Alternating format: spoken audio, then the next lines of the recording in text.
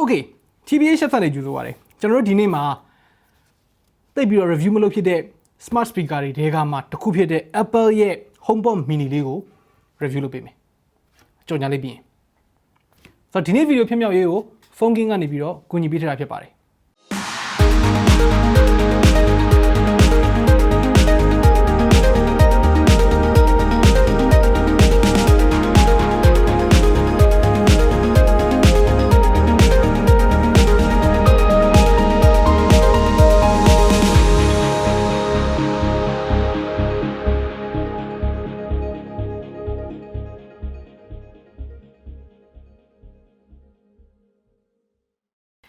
Homepod mini Homepod တုန်းကကျွန်တော်တော်တော်စိတ်ဝင်စားလိုက်သေးတယ်ဒါပေမဲ့သူ့ရဲ့ဈေးကြောင့်လဲပါတယ်သူ့ရဲ့နည်းနည်း niche ဖြစ်တယ်လို့ခံစားရတာကြောင့်ကျွန်တော် review မလုပ်ဖြစ်ခဲ့ဘူးဒါပေမဲ့ Homepod mini ထွက်လာတဲ့အချိန်မှာကျတော့ဈေးနှုန်းကဘယ်လိုပြောမလဲ Apple ကင်နေသူတော်တော်များများအတွက်စိတ်ဝင်စားစရာဈေးနှုန်းလေးဖြစ်နေတယ်2သိန်းအောက်ပဲရှိတယ်ဆိုတော့ကျွန်တော်စိတ်ဝင်စားသွားတယ်အဲ့ဒါနဲ့ phone king ကလည်းကျွန်တော်ကို review လုပ်ဖို့လာပေးထားတာနဲ့ကျွန်တော်တို့review လုပ်ဖြစ်ခဲ့တယ်ဆိုပါတော့ဆိုတော့ကဲပထမဦးဆုံးသူ့ဘူးထဲမှာပါတဲ့ဟာတွေနဲ့စပြောမယ် Homepod ပါတယ်ကျိုးက permanently attach လုပ်ထားတယ်အဲ့ဒါကိုသဘောမကျဘူးဘာလို့လဲဆိုတော့ပြီးရင်ပြောပြမယ်ပြီးတော့စာရွက်စာတမ်းတွေပါတယ်ပြီးတော့20 watt charger လေးလည်းပါတယ်အဲ့ဒီ20 watt charger နဲ့မှ Homepod ကိုသုံးလို့ရမယ်18 watt နဲ့မရဘူးဒါပေမဲ့ MacBook charger တွေပေါ့နော်ပြောချင်တာ20 watt နဲ့အထက်ဆိုလို့ရှိရင်သုံးလို့ရတယ်Okay သူရဲ့ physical build quality လေးအကြောင်းနည်းနည်းပြောမယ်။ तू ကအခုဒီမှာမြင်ရတဲ့အတိုင်းပဲအုံးသီးလေးနဲ့တူတယ်။အဖြူဆိုလို့ရှိရင်ပိုလို့တူတယ်ပေါ့နော်။အပေါ်နဲ့အောက်နဲ့က flat surface အလဲမှာကmesh fabric လို့ပြောရမှာပေါ့။တော်တော်လေးချစ်လစ်နဲ့ premium ဖြစ်တယ်ဆိုတဲ့ခံစားချက်မျိုးရတယ်။သူရဲ့ဒီ fabric က Homepod ရိုး Homepod မှာတော့ငါသုံးခဲ့တဲ့အသားနဲ့အတူတူပဲလို့ပြောတယ်ဒါပေမဲ့ကျွန်တော်အရှိအကောင်မမြင်ဘူးတဲ့အတွက်တိတ်တော့ confirm လုပ်ပေးလို့မရဘူးသူ့မှာ6ပေရှည်တဲ့ဒီကြိုးကို permanently attach လုပ်ထားတယ်အဲ့ဒီကြိုးက Apple ရဲ့ကြိုးတွေထဲမှာဆိုလို့ရှိရင်တော့တော်တော်မိုက်တဲ့ကြိုးလို့ပြောရမယ်မမြင်ဘူးလောက်ဘူးเนาะ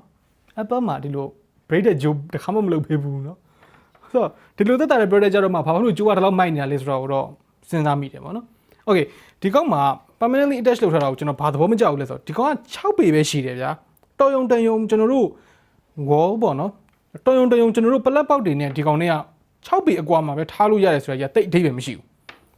ကျွန်တော်တို့ကဒီကောင်ကို portable speaker အနေနဲ့သုံးချင်တာတော့မဟုတ်ပါဘူးအမြဲတမ်း power ကျွေးထားရမယ်ဆိုတော့အကောင်းကြီးသဘောပေါက်ပါတယ်ဒါပေမဲ့ဒီကောင်ရှိနေမယ့်နေရာဥပမာအဖြစ်စာအုပ်စင်ပေါ်တို့အခန်းလေးရဲ့ဒေါင်လေးတနေရာတို့အဲ့လိုနေရာမျိုးမှာပလက်ပေါက်ကအမြဲတမ်းရှိနေလို့လားဒီလောက်အကွာအဝေးနေရကျွန်တော်တို့သုံးကြည့်တဲ့အချိန်မှာတော့ကိုကြိုက်တဲ့နေရာမှာ placement ထားလို့မရတာလေးကိုသတိထားမိတယ်အဲ့ဒီခုကတော်တော်လေးကိုမမိုက် not cool တကယ်လို့ဒါဟုတ်တာဖြုတ်လို့ရမယ်ဒီတဲ့နှစ်ဆလောက်ပိုရှည်တဲ့ကြိုးတက်လို့ရမယ်ဆိုလို့ရှိရင်အများကြီးပိုမိုက်မှာဆိုတော့တော်တော်များများဒီကောင်ကိုဘာနဲ့အမှတ်မှားကြလဲဆိုတော့ Bluetooth speaker နဲ့အမှတ်မှားကြတယ်ဒီကောင် Bluetooth speaker ဟုတ်လားလို့မေးရင်ဟုတ်တယ်လို့လည်းဖြေလို့ရတယ်မဟုတ်ဘူးလို့လည်းဖြေလို့ရတယ် smart speaker လို့ပြောရင်ပုံမှန်လိမ့်မယ်ပေါ့နော်သူကနေပြီးတော့ serial access လမ်းလို့ပြီးတော့ကိုယ့်ရဲ့တခြားသောဒီ Apple Home ecosystem တွေအကောင်တွေကို control လှမ်းလုပ်ပြီးလို့ရတယ်သူ့ရဲ့ concept ကဗျာဒီ Homepod တွေကိုကိုယ့်ရဲ့အခန်းတိုင်းမှာထားအဲဆိုလို့ရှိရင်ဖုန်းကကိုယ်နဲ့မရှိနေသည့်တိုင်အောင်ကိုယ့်ရဲ့တအိမ်လုံးမှာကြိုက်တဲ့နေရာမှာ serial လှမ်းခိုင်းပြီးတော့ကိုယ့်ရဲ့တအိမ်လုံးကိုထိန်းချုပ်လို့ရတယ်ပြီးတော့အိမ်ရှိကနေပြီးတော့အိမ်နောက်ကိုလှမ်းစကားပြောတာဖြစ်ဖြစ်ဒါမှမဟုတ်အပြင်ရောက်နေတဲ့ဒုတိယယောက်ကကိုယ့်ရဲ့အိမ်ထဲကဘယ်အခန်းထဲကိုဘယ်လိုလှမ်းစကားပြောတာမျိုးဖြစ်ဖြစ်အဲ့လိုမျိုး smart ဖြစ်တဲ့ဟာလေးတွေကိုလှမ်းလုပ်လို့ရတာပေါ့နော်ဒါပေမဲ့ Apple ecosystem တွေက Apple ကထုတ်ထားတဲ့သူဖြစ်တဲ့အတွက် Siri တခုတည်းကိုပဲသူရဲ့ assistant အနေနဲ့သုံးလို့ရမယ်ဆိုတော့ Apple ecosystem ထဲမှာလုံးဝမြုပ်နေတဲ့သူအတွက်ပဲ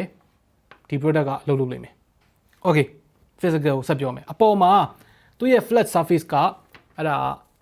နှစ်ပိုင်းရှိတယ်ပေါ့နော်တစ်ပိုင်းကကျတော့ display နောက်တစ်ပိုင်းကကျတော့ touch control အနေနဲ့က plus ရှိတယ် minus ရှိတယ်အလဲရဟာရှိတယ်အလဲရဟာ play pause လောက်တာတို့double tap triple tap နဲ့ next previous လောက်တာတို့ဖုန်းကင်တာတို့ဖုန်းချတာတို့အဲ့ဒါလုပ်လို့ရတယ် plus minus ကတော့အတန်တိုးကျယ်ပေါ့နော် ပြီးတော့ display ကကျတော့သူ့ရဲ့ status ကိုဖော်ပြတယ်ဥပမာအဖြစ် Siri ကကိုပြောတာကိုနားထောင်နေလားနားမထောင်နေဘူးလား response လုပ်နေလားမလုပ်နေလားအဲ့ဒါကို visually လှမ်းမြင်ရအောင်လို့သူကလှုပ်ပေးထားတာဒါပေမဲ့သူကအပေါ်မှာရှိနေတဲ့အတွက်ကိုကအခန်းထောင်းမှာရှိနေတဲ့ Homepod mini ကိုလှမ်းပြီးတော့ Hey Siri လို့ អော်လိုက်ပြီဆိုလို့ရှိရင် Oh my god ပွင့်ကုန်ပြီ sorry No problem ပလုတ်တော့ Oh sorry လို့ပြောလိုက်တော့ no problem လို့တာပါတော်တော်ကြာရနော်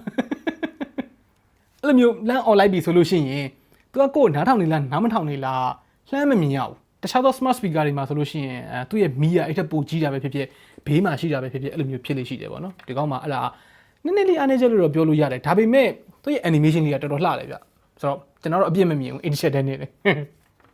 ပြီးတော့တခြားသော smart feature လေးတွေပေါ့နော်Apple ရဲ့ hand off လို့ခေါ်တယ်ဥပမာအဖြစ်ကျွန်တော်ကဒီမှာတစ်ခုဖွင့်ထားတယ် Okay TBH Labs နေကြိုဆိုပါတယ်ကျွန်တော်ရဲ့ဖုန်းနဲ့ဒီကောင်နဲ့ကWi-Fi network တစ်ခုထဲမှာပဲရှိနေတယ်ဆိုလို့ရှိရင်ကျွန်တော်ရဲ့ဖုန်းကနေလည်း Bluetooth ကလည်းဖွင့်ထားတယ်ဆိုလို့ရှိရင်play နေတဲ့အချိန်မှာ Realme ရဲ့ 7i ပါအဲ့လိုလိုလိုက်ပြီဆိုလို့ရှိရင်ဖုန်းလေးကတုံသွားလိမ့်မယ်ပြီးတော့ကို play နေတဲ့ဟာ 7i ကိုကျွန်တော်တို့ဒီကောင်ဆက် play လိမ့်မယ် first impression လုပ်ရင်းနဲ့အဲ့လိုပဲဒီကောင်က play နေတဲ့အချိန်မှာကြည့်လိုက်ရင်ဘယ်လိုနေမလဲဆိုတာလေးကိုအဲ့လိုပြန်တင်လိုက်ရင်လေအတန်းဒီလိုပြန်ရောက်သွားလိမ့်မယ်ဆိုတော့အဲ့ဒါဘယ်လိုလုပ်လို့လဲဆိုလို့ရှိရင်ဒီကောင်ထဲမှာပါတဲ့ U1 chip ပေါ့နော် ultra wideband chip ကနေပြီးတော့signal ဘာညာလုပ်ပြီးတာပေါ့ရှူရှာပေါ့ထိရတာကြီးကိုကယုံကြည်မရှိဘူးပေါ့နော်ထိရတာများဘာဖြစ်လို့လဲပေါ့မထိဘဲနဲ့လွတ်ရခြင်းနဲ့ရလားဆိုရတယ်ကိုယ့်အိမ်မှာ Wi-Fi ရှိတယ်အဲ့ဒီ Wi-Fi မှာဒီကောင်ကို connect လုပ်ထားတယ်ကိုယ့်အိမ်ကိုဧည့်သည်လာတယ်သူကအဲ့ဒီ Wi-Fi နဲ့ချိတ်ထားတယ်ဆိုလို့ရှိရင်သူရဲ့ iPhone လေးကနေပြီးတော့ဒီကောင်တွေကို AirPlay နဲ့လှမ်းပြီးတော့ပို့လိုက်လို့ရတယ်ဆိုတော့အကုန်လုံးတော့ convenient ဖြစ်ပါတယ်မိုက်ပါတယ်ဒါပေမဲ့မမိုက်တဲ့နေရာလေးတွေတချို့တော့ရှိတယ်ဥပမာအားဖြင့်ကျွန်တော်ရဲ့ workstation မှာကျွန်တော်က MacBook နဲ့ဒီကောင်နဲ့ကိုတွဲသုံးခြင်းတယ်အဲ့မှာပြဿနာစတတ်တာပဲကျွန်တော်ရဲ့ sound output ထဲကနေပြီးတော့ဒီ HomePod mini ကိုအတန်ထွက်ဖို့အတွက်ကိုပြောလိုက်တယ်ပေါ့နော်အလုပ်ဖြစ်တယ်ဒါပေမဲ့ delay ကအရမ်းများလွန်းတယ်ဥပမာအားဖြင့် YouTube မှာကိုကြည့်နေတဲ့ဟာကိုရက်လိုက်ပြီဆိုလို့ရှိရင်နောက်3စက္ကန့်လောက်နေတော့မှဗီဒီယိုကြီးလည်းရက်သွားသလိုသူကထွက်တဲ့အတန်ကြီးကလည်းရက်သွားတယ်ဆိုတော့ HomePod mini နှလုံးရှိတယ်ဆိုလို့ရှိရင်အဲ့နှလုံးကို stereo mode အနေနဲ့ပဲလုပ်ပြီးတော့နားထောင်လို့ရတယ်အဲ့ဒါဟာလေ MacBook နဲ့ဆိုရင်အလုံးမဖြစ်ဘူးဆိုတော့အဲ့ဒါရတော့မမိုက်ဘူး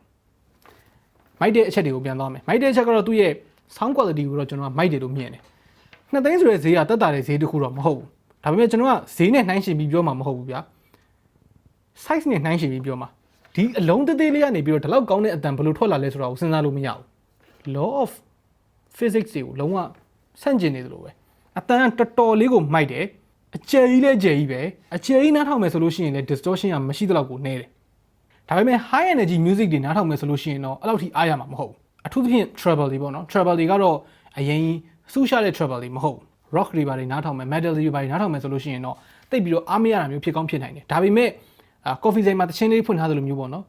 ခက်တိုတိုလေးဖွင့်ထားမယ်ဆိုလို့ရှိရင်တော့မိုက်တယ်ဘာဖြစ်လို့မိုက်တယ်လဲဆိုတော့သူ့ရဲ့အကြောင်းပြချက်တွေကတစ်ခုက360 audio ရလို့လည်းပါတယ်အခန်းရဲ့အလယ်နားလောက်မှာထားမယ်ဆိုလို့ရှိရင်ဟိုဘက်ကလူပဲဖြစ်ဖြစ်ဒီဘက်ကလူပဲဖြစ်ဖြစ်တချင်းတန်ကိုနှစ်ယောက်စလုံးကကောင်းကောင်းမွန်မွန်ကြားရမယ်ကောင်းကောင်းမွန်မွန်ကြားရတာမဟုတ်ဘူး quality ကောင်းကောင်းကြားရတယ်အဲ့လိုပြောရင်ပုံမှန်လိမ့်မယ်ဆိုတော့ HomePod mini ကကျွန်တော်လူတိုင်းကို recommend ပေးမဲ့ speaker လားမဟုတ်ဘူးဘယ်နည်းနဲ့မှမဟုတ်ဘူး Apple ကိုအသေးအကျေနော်အသေးရရအရှင်ရရဆိုတဲ့သူမျိုးတွေကိုယ့်ရဲ့ tech product တွေကိုကြည့်လိုက်မယ်ဆိုလို့ရှိရင်လည်းအကုန်လုံးက Apple ecosystem တွေကသူ Siri ကိုလည်းခဏခဏသုံးပြတဲ့သူဆိုလို့ရှိရင်တော့ HomePod mini ကခင်ဗျားတို့မိုက်လိမ့်မယ်ဒါပေမဲ့တခြားသောသူတွေ iPhone ကို primary device အနေနဲ့သုံးတဲ့သူမဟုတ်ဘူးဆိုလို့ရှိရင်တော့လုံးဝ recommend ပေးလို့မရဘူးအဲ့ခါကျရင် smart speaker မဟုတ်တော့ဘူးလေရိုးရိုး speaker ဖြစ်သွားပြီရိုးရိုး speaker တွေမှာဒီတဲ့အတန်ပိုကောင်းပြီးတော့ဒီတက်ပို့ပြီးတော့မိုက်တဲ့ဟာတွေအများကြီးရှိတယ်ကျိုးနဲ့လည်းတွေ့ထားကြမလို့ပြီးတော့မကောင်းတဲ့ချက်တွေကတခုပြောပါဆိုလို့ရှိရင်အဖြူရောင်လေးကတော်တော်လေးကိုပေးလွယ်တယ်တော်တော်လေးကိုပေးလွယ်တယ်ဟိုလက်ညစ်ပတ်ကြီးနဲ့လည်းတစ်ချိန်လုံးကင်နေတာမဟုတ်ဘူးဗျာဒီ speaker ကိုဘယ်သူကတော့လက်ကြီးနဲ့ဒလိုအမြဲတမ်းကင်နေမှာလေဟဲ့ငင်းနေတယ်ဒါပေမဲ့ဘယ်လိုပဲဖြစ်နေဗျာပေးတာပဲမြန်မာနိုင်ငံလေโอเคဆိုတော့HomePod mini နဲ့ပတ်သက်ပြီးတော့တခြားသောသိချင်တာဗာများရှိအောင်မလဲဒါမှမဟုတ် HomePod mini ကိုသုံးနေပြီလားခင်ဗျားတို့ရဲ့အတွေ့အကြုံတွေကိုလည်းအောက်က comment တွေမှာဝင်ရောက်ဆွေးနွေးညှိနှိုင်းသွားလို့ရပါတယ် Okay နောက်နေ့မှတွေ့တာပေါ့